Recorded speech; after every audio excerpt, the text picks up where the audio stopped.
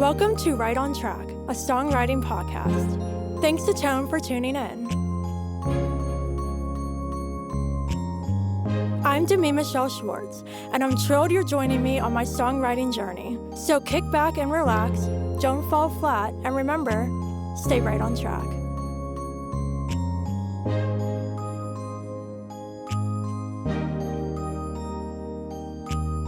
Hello friends, welcome back to Right on Track. Joining me today is an artist I'm so excited to have a conversation with. Please welcome Jurana. Hi, how are you? Hey, I'm doing well. Thanks for having me on. How are you? I am doing well, and I'm so excited to have you on the show. I'm happy we connected through the ISSA, and I'm really excited to chat with you. So, before we dive into our conversation centering putting together an EP, I would love for you to share a little about yourself and how you got started in music. Yeah, so I have a very weird background. I actually am very science heavy. I went for a PhD in microbiology and biochemistry, and I ended up leaving the program with my master's very purposely and going to Boston to focus on the business side of STEM and working in the startup world. And venture capital always interested me, and it still does. However, since I was 8, that's when I started playing piano. And I don't come from a musical family. I'm very much the black sheep. But we went to an estate sale and I found this old piano and I just went up to it. And I still remember to this day, like what I was playing, and it sounded halfway decent. And my parents, I had to beg them. They let me take it home. We got it for $300, and we got piano lessons from this hippie woman down the street from me for $25 a week. Her name was Cheryl, and we're still friends to this day, which is awesome. And I've been writing songs since I was 10, just to, I think, kind of make sense of the world. But I hadn't shared them with anyone until literally last July. Like I said, I've always loved music, but I don't come from the most supportive family. My dad and sisters, in particular, always kind of told me that I was bad, or wouldn't let me practice piano. Which advice to any parents out there: definitely get your kids like an electric piano or drum set or any musical instrument if you can, if it's available, so that they can practice with headphones on. But yeah, so I just kind of grew up thinking that I sucked at music and I could keep it as a hobby. But so I was working in biotech, and what was it, like March or so, I was just pretty unhappy, and I decided to go and take a trip out to Spain and Portugal. And it was my first solo trip. I just realized how unhappy I was, and the only thing that I really loved to do, and that never failed to make me happy, was music. So I went back to the states, decided, F it, let's give it a go. I took 2 voice lessons with this woman in Boston, Maura Lynch, and she told me that I could sing. And I was like, oh, great. Well, that's like all the confidence that I needed. And then I started going and performing at open mics in the Boston area. And literally the first time I like blacked out on stage. I was so scared. When you grow up thinking that you're horrible at something, but you love it, you like care so much about what people think. So it was terrifying. But over time, I was like, oh, I'm not half bad. And the thing that I really love about music is the songwriting and just the ability to like process things in a very creative way. Yeah. So now I actually just moved to Nashville 5 days ago. So my life is kind of a chaotic mess right now. Um, and I'm no longer working in biotech, at least for now. So yeah, that's kind of me. I don't know. My life is just crazy. Did the band thing, had a band in Boston. We broke up so that I could go come here. I'm still hoping one day my drummer comes back to me and joins me in Nashville. And yeah, I'd love to write for other artists and just all the things. Yeah, well, I really appreciate you being so vulnerable with all of that. I'm sure it wasn't hard growing up with an unsupportive family, especially with your music, but I think it shows a lot about you as a person and your passion for music that you didn't let that stop you from pursuing music and making changes in your life when you realized you weren't happy. You took time, you reflected, and decided, I'm going to pursue music. And you're doing that solely because it's what you want to do, and you're not letting others stop you from that. And I think that's fantastic. Thank you. And just to give some credit to my family, they are all supportive of what I'm doing now. It's like once you get a little modicum of success, then they all trickle in. But we're all good now. Although there's definitely some like residual anger at times for just how I got into this so much later in life. Like, I mean, I'm not old by any means, but I'm mid 20s, you know? So I sometimes imagine what would have happened if I started this in high school. Who knows? But better late than never. Yeah, I mean, I released my debut single after I graduated undergrad and started my master's. So I was 22, I think, when I released my first single. So, Okay. yeah, I didn't Yeah, start in high school or anything either. And I think the good thing about music as well is you can do it at any age. There's no time limit of you have to release a first song when you're in your 20s or else you can't have a career in music or anything like that. Songwriting is for everyone no matter how old. for sure. I think that my the big goal though, if I'm speaking like honestly, is to do the whole shebang, like be a full musician. I love to perform. It's just such a special feeling being up there and sharing your songs and being super vulnerable and then having a positive reaction or someone coming up to you after and saying how much they related to your song. Yeah, it's just incredible. Yeah, it definitely is. So, you are getting ready to release your EP, and when this conversation is out, the EP will be out. So, what was your journey of going from writing songs since you were young to making the decision to not only record music but to put together an EP? Okay. um, After doing the open mic scene in Boston, people started asking me if I had music anywhere. And I was like, no, I'm sorry. So then I thought, oh, well, maybe I should get to work recording. And so at that point, you can either create your own band and record with them, or something I learned more recently is you can just, hire kind of music consultants to come onto your song and play a part, and you pay them, and they don't get any royalties or anything of the song. It's kind of like ghost production, I think, in a way. That might be what it's called. Yeah, well, I mean, work for hire as well when you hire Yeah, musicians to come on the track and play. Yeah.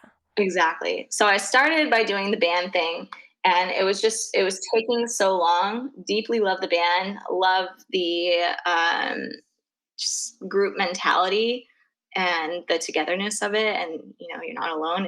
It's great. I definitely want another band soon.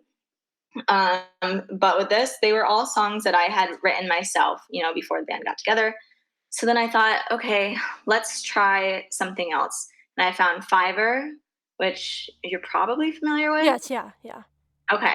Yeah. And that's where I met a guy, Dario, who's based in Italy. And he's been helping tremendously with my songs. So all I do is I send him vocals and rhythmic guitar, and then some tracks that I want the song to sound similar to, as well as any instruments. Sometimes I just send him like little clips of my voice doing something with a violin or something like that that I can't do, but he's, I swear, a musical savant. Um, and yeah, so this all came just from people asking me if I had music out. And I was like, oh, maybe this could go somewhere. And again, just the effort mentality, and why not? Literally, who cares? No one cares, and you can't fail. I mean, if you do fail, then you're learning something, and it's like, oh, well, I tried. But yeah, I've been working with him, and I think I when did I release my first single? Maybe 3 months ago. And I swear I learn something new every day. It's really cool. I feel like a first grader in the music industry. That's so fun. I mean, I'm just like thinking back to my DV days, and I was like, oh, I want to record music. How do I get started? And I was lucky to find a producer who I've been working with since my debut. But it took me a really long time to find someone. I went through a couple before that when I was just writing and exploring, and I didn't really connect. And my music wasn't sounding the way I wanted. And so I started recording at the Vault Recording Studio in Pittsburgh. And it's been really great, and once you finally get the chance to share your music, I think that's really special because you can write the songs, you can perform them at open mics, but actually having recordings of songs has always been amazing, and I don't even know how many songs I've recorded at this point, but each song is just as special as the first one. Yeah, it's so cool, and I feel like they're gonna get better and better, as I learn more and really find my niche and where I fit in best, and what vocal styles I should use and what songs are, I guess, the most popular, which I know a lot of musicians don't really care about that, but I really do because I do want this to be eventually a full time career, whether it be being a full musician, um, or and like a figurehead, I guess, or being a writer for other artists. Yeah, it's really interesting when you think about what songs are most popular because when you write the songs, like me personally, I can look at my discography and say, okay, those are my favorites just from my connection to them and the whole process recording them, or just there's certain songs that stand out in general.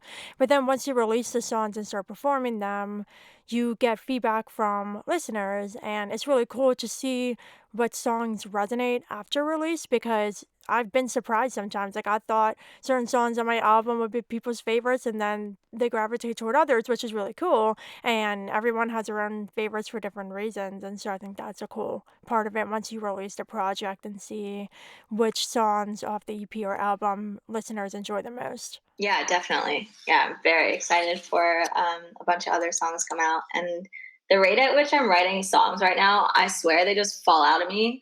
Um, because I'm just again processing life and that's how I do it. But I'm so excited for like the first single to be released after my EP comes out, and I have this plan like months and months in advance, and I'm so excited. And it's like the current songs that are about to be out or are already out. I'm like over.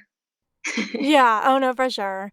So when it came time to choose what songs you wanted to be on the EP, how did you go through that selection process? They were just the songs that did best at open mics or meant a lot to me. And I'm crazy and I love to have the last word, with like relationships. Yeah, I guess just with relationships. And so many of my songs, again, are about my life and about specific people. And I'm like, yeah, I want them to know. So it's like a lot of these songs are about a particular person and they're going to know. But I think they're also like very good songs. And I really enjoy them and people seem to enjoy them as well. Um, but yeah, there's one on the EP that's called Leaving Boston. And the only reason I put that on there was, was in spite. Yeah, oh my god, no, I don't blame you. Literally, I'm the same way as you. I write authentically. All my songs are based on my life. And whenever songwriters write that way, these songs are going to be about people. And for a while, it was like, oh, I don't know if I should release a song because it's about this person or whatever. But then it's like, you know what? Screw that. This is my way of like taking back control in a way and just sharing a song with a message that is personal, but also people have gone through similar things, so it's a way for others to relate as well. And I definitely, had a major shift with my new album, Hear Me Out, that just came out on August 23rd. All the songs on there are just like unapologetic, and I don't really care like if there's a song on there that is about someone and they like figure it out. Like I'm at the point where I just feel confident just saying whatever I want to say in my music, and whoever wants to take it can take it. I don't care. Like, it just, I think of like Taylor Swift, Reputation, especially. It's just like she does not care who she writes about in her music. And I think it's empowering as songwriters when we can do that and just be honest in our music, regardless. Yeah, it's awesome. It's like, I don't know, don't wrong a songwriter. Yeah, yeah, for sure. So, when you were going through the recording process, what were some of your favorite moments putting the CP together, and what were some hurdles you had to overcome? I literally hate everything except for writing the songs and performing them live. Yeah, I hate recording. Oh my I goodness, hate doing. how? Do you like it? Recording is one of my favorites. For me, it probably goes songwriting, recording, then performing. Oh wow. Okay. Nope. I just like it's such a drag for me to do, and I'll record the vocals and whatever, and then going through the drafts is just like torture to me. I don't like reviewing my own voice. I still don't think that I have the best voice.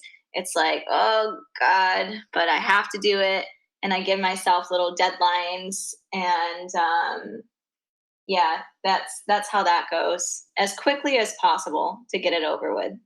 That's how it goes. Yeah, I mean, I can understand. Like when I started recording, I was a little out of my element just because it was super new. But I've definitely grown out of that. So maybe that'll happen for you too.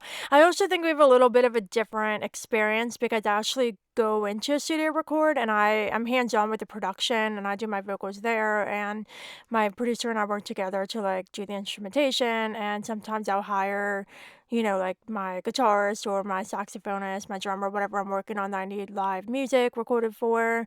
I play the piano, but other than that, it's digital production or I bring somebody else.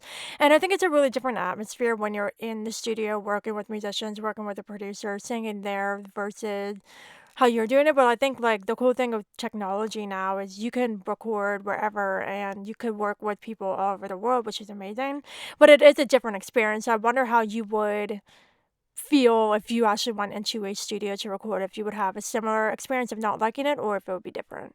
Yeah, so I actually started recording in a studio. This is where I made all the demos for the songs um, that ended up being on the EP. Well, actually, two of them I did not make demos for because they were newer. But I started that way, and I found it super helpful because I was a brand new baby to everything. I knew nothing. My friend Tony, who was a producer in Boston, who had his own studio there, he helped me with a lot of things. And just like the confidence was not there. I felt so awkward standing in a booth singing to nobody. Um, but now that I know a little bit more, I definitely prefer recording just like in my at home in my own little mini studio that I've created, just because you get a lot more time. It's less expensive. You can pick and choose whatever mic you want. I guess depending on finances. Um, but I definitely like the freedom more of just recording on your own. You Yeah. probably have a lot or access to more things in the studio. Mhm. Never recorded with my band before, like having all those instruments live. I don't know. Yeah. Yeah. Yeah. Yeah, no, that's totally valid though. Like the freedom of it. You can do as many takes as you want to until you get it right. And yeah, no, so I totally understand the freedom aspect of doing it. So now I want to give you the opportunity to share more about the EP in detail. So if you could say what it's called and then briefly list the tracks and share the inspiration behind them. Sure. So it's called Dead Romantic, which is one of the tracks on the EP as well. It's coming out September 13th, which might be bad luck, but let's hope not. Knock on wood. Um, Superstitious. yeah, if you're superstitious, which I found people in Tennessee and maybe the South in general are highly Oh, superstitious. yeah. Yeah, Yeah. I had no Yeah. idea. So, Mhm. I don't know. Fingers are crossed. But yeah, it's coming out September 13th. I'm very excited. The tracks on it are called Dead Romantic, Heartline, Didn't Notice You Leave, Leaving Boston, and Wearing Black. Heartline and Didn't Notice You Leave are two singles that have already been released. And yeah, those did fairly well, I think, for first releases. But there's definitely a theme of this EP. I love psychology. I'm a huge nerd about it. I have spreadsheets and read books, and I never took a single psychology class all through college because I considered it too easy of a science, like little naive me, which is so stupid. But now I read a lot about it, and I try to incorporate that, like, um, big psychological themes and principles and ideas into my songs because it's just like running through my head anyways. And I love when a song has a hidden meaning or you have to dig a little deeper and it's not just like oh, I want to have a few beers on a Friday night and take some girls home. You know, I could never write a song like that, but No. these songs are all yeah, I think you feel the same way. I've listened to some of your songs, like, there's definitely depth to them. Yeah. Um, but yeah, Dead Romantic, I wrote when I was, like, processing trauma and everything. I don't know if you're familiar with attachment styles and attachment theory. Your relationship with your parents was growing up, and then how that translates over to your relationships with, um, both romantic and platonic partners in your adulthood. And there's four types. There's secure, which is like the majority of the population. Around 50 to 70% of people are secure, which means I trust myself. I trust other people to take care of their feelings, to like be good people. And then there's the anxious preoccupied, which is they don't trust themselves. They put others on pedestals. Those are the clingers in relationships. The dismissive avoidance trust themselves. They don't trust other people. They think of themselves very highly. Those are the ones that tend to pull away, but at the root of their subconscious, they ultimately don't like themselves very much and don't think they're worthy and think people will eventually leave them. And then there's the mix of those two disorganized attachment styles, which is called the disorganized attachment, or fearful avoidant, which is I don't trust myself, I don't trust other people. You desperately want love, yet you're terrified of it. And that's where I was for the majority of my life, I guess, until I started doing the work and learning about all this great stuff. And now I'm finally secure. But this song, Dead Romantic, is probably the most honest one on the EP, especially the bridge, which I love the bridge. And I can say it if you want me to, but Please do, because everybody who knows me knows I'm obsessed with bridges and songs, so yes. yes. Okay, this is a bridge. It goes, my exes move on and disappear, and I'm pathetic and stay right here where I made them abandon me. They wonder why she's gotten so pessimistic. Whispers of the dead romantic, hyper independent yet histrionic. Does she know the mess she's caused? Is she a, I don't know if I can swear on this, but is she a female dog or is she just lost? So good. Yeah, but that's what that's about. And it's kind of just like, our relationship's worth it. I guess this whole EP, our relationship's worth it with all the damage that they can do.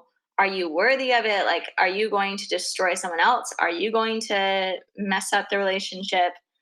Why not just be on your own? And then towards the end, let's see, Wearing Black is such a fun song. I really love it. It's heavily inspired by Amy Winehouse and her song Back to Black, where I guess it's about mourning a relationship, but comparing it to drug and love addiction. So yeah, that's might be my favorite one right now. Awesome. Well, I love it. So what do you hope listeners take away from the EP? I think that there's a hopeful tone in the end. It's like, okay, yes, love is a huge risk, but it's probably worth it. Awesome. I love it. Well, congratulations on creating this project. I'm really excited for you. Releasing an EP is a huge step, and I'm thrilled to see what happens for you next. Do you already have plans for new music, or are you just focusing on this right now? Yeah, definitely. I'm already recording new songs. I love to put out a full album. I don't know when. I plan on hopefully releasing a new track every 4 to 6 weeks for a while, just for the Spotify algorithm. And I think that's kind of like the best way to do things, but I will learn as I go. Yeah. Well, I think the June album's great. I have 2 albums and I have an EP, and I'm working on a new EP now. The nice thing about an EP is it's in the middle, so singles are great, and albums take a lot of time, a lot of work. And the EP, you kind of get the best of both worlds where you have the collection aspect of an album where you have a track list and there's an overarching theme to the project, and it's not just one song, it's a collection. And the nice thing about releasing singles is you can do them quicker, and kind of the EP is in the middle of that. And so EPs are nice, shooting for an album is great. Having done 2 now, I learned a lot the first time around to make the second one much smoother, which was nice, but and again, it was a lot of work, a lot of preparation. I wrote way more songs than I recorded for it just because I wanted to pick the best ones and the best ones that fit the concept. So it's definitely a goal to shoot for sure. Yeah, sure. And I'm really excited to start co-writing with people here. I have my first official co-write tomorrow. I don't know how much co-writing you've done. Like, I'm very curious about your journey as well. And I know you said you're in Philly or something. Are you planning on moving to Nashville anytime? No, I like it in Pittsburgh. I've been to Nashville for music awards a couple times and for songwriting retreat, so it's a nice city, but I don't know if I would ever move there. I've done a lot of co-writing though over Zoom. So yeah, that's another way to do it because there's a lot of really talented songwriters everywhere, not just in Nashville. So it's really nice to get on a Zoom as well. But co-writing is very fun, so I'm sure you'll have a blast. Yeah, I'm really excited. Okay, well that's good to hear. Yeah. Are there quite a few is it a pretty good music scene in Pittsburgh? A little bit. Yeah, I've done some things around here. I don't perform as much as I should, but we definitely have a very active music scene. I prefer the songwriting and recording over the performing, so I'm not out there as much as I should be, but we definitely have a lot going on up here. Yeah. And what are your goals for this podcast? Oh my goodness. My goal has always been to give artists like you and others a platform because when I started songwriting, I wanted to appear on platforms I felt like had very specific boxes they want to check. Like you had to be a country artist, or you had to be a female artist, or you had to be a certain level of recognition in the industry or success or establishment. And as a debut artist at the time, I felt like there wasn't really a space for me on many of those platforms. And so I wanted to create a space in the industry just to give anyone a platform, whether they were songwriter or artist, or in the business side, whether they were just starting out or have been around for a while, and just create a really inclusive space. And so, when the show started getting like award nominations and stuff, it kind of blew my mind because that was never my intent. My intent was never to make the show like famous or like massive. It was more to just not only give people a platform, but meet others in the industry because I absolutely love talking to people and I love building my network and I love connecting. And so my goal is just to continue to give people a platform. I love when people tell me this was the first show they were ever interviewed on. It's nice to be able to be that first for someone because many people were for me when I was just starting out. And so continuing to create relationships, meet people, and give others a platform is my goal. I love that. That's so great. Yeah, You're and it awesome. was Yeah, this is a really cool thing that you're doing, and I hope that the success continues. Yeah, well, thank you so much, and it was a joy having you on the show. Before we go, what advice do you have for any songwriters out there? Be open minded. Be super kind. Like just be a genuine good person. Don't try and step on other people's toes. I really think that music is not a zero sum game that some people might think it is. And what they say in Nashville is just hang around, be kind, show up, and be diligent. Continue to do it. Yeah, absolutely. Fabulous advice. Well, it was a delight having you on the show. Can you please share with everybody where they can connect with you online and check out your music? Yeah, thanks again for having me. This was great. I am Jurana on Spotify, Apple Music, Pandora, anywhere you listen to music. Again, my EP is coming out on September 13th. So I would die if you listened to it and be so happy if you told me what you thought on Instagram or Facebook. TikTok. I hate TikTok, but I'm trying so hard with it. I'm not on there yet. I don't think I'll ever be. People have tried and tried and tried and tried, but I'm like, I do not have the time or patience for this. Yeah, it's a lot. It's very Gen Z dumpster fire at all times. But but yeah, I think that my handle is at Jurana underscore music. Awesome. Well, thank you so much again for joining me. Yeah, thanks for having me. You're All right, welcome. I'll talk to you soon. Yeah, absolutely. And listeners, I hope you enjoyed this chat with Jurana. Of course, until next time, Stay stay right right on on track. track.